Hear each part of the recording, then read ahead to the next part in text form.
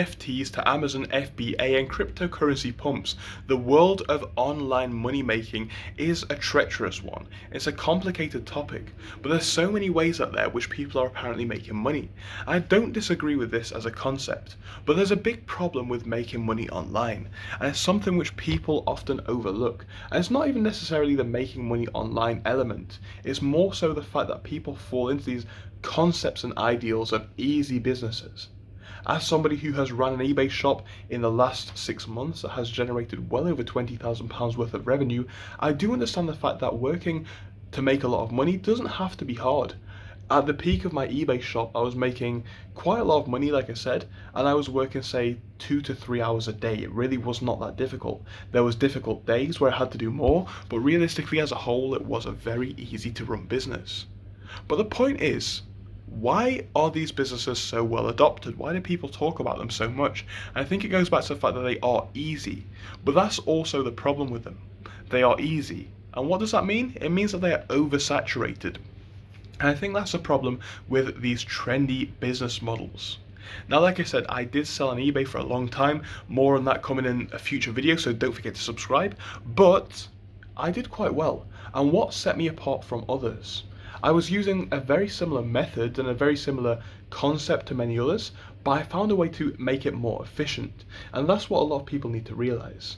So a lot of people are into the world of drop shipping, i.e. buying stuff from China, sending it direct to the consumer. That's something that I did do on eBay. Now obviously you've got to be aware of whether it's within customs, or rather terms and conditions I must say, of the site that you want to sell in.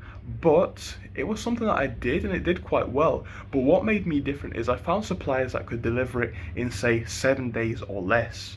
That meant that I was able to compete with domestic sellers, i.e. sellers who already had the item stocked, but I didn't have to have hardly as much stock. On top of that, when things did sell quite well, I was able to just buy that item in stock to my house, and then from there I could send it off. This would mean that delivery times would be like a day, maybe 2 at max. Because of that, I could obviously add more people would come in. Now on top of that as well, the fact I sold on eBay was an advantage, because not many people on eBay do dropshipping. I'm not saying that you should, I'm not saying that eBay dropshipping is a model that anybody should necessarily follow. What I'm trying to say is though, Amazon FBA, it can work if you get the right niche product. You know, dropshipping as a whole can work.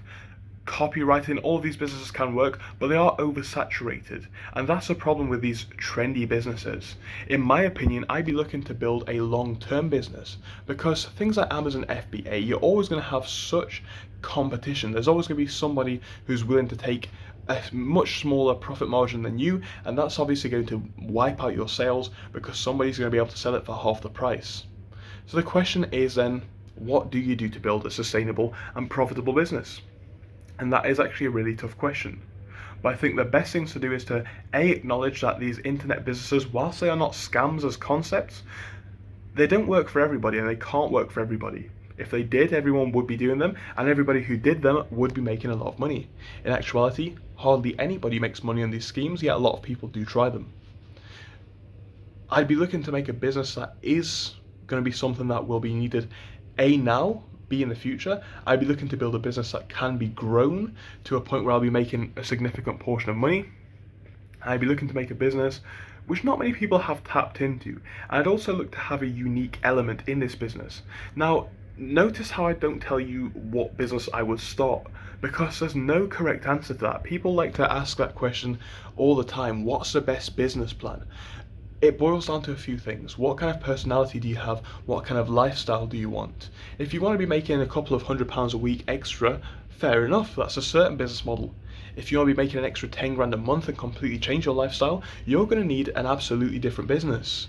So the model must be different. But you need to understand, a lot of these niches now are tapped into. How can you change that niche to work to your favor? Or how can you change to a different business model? Is the business model going to be long-term sustainable? And is it ultimately worth you trying?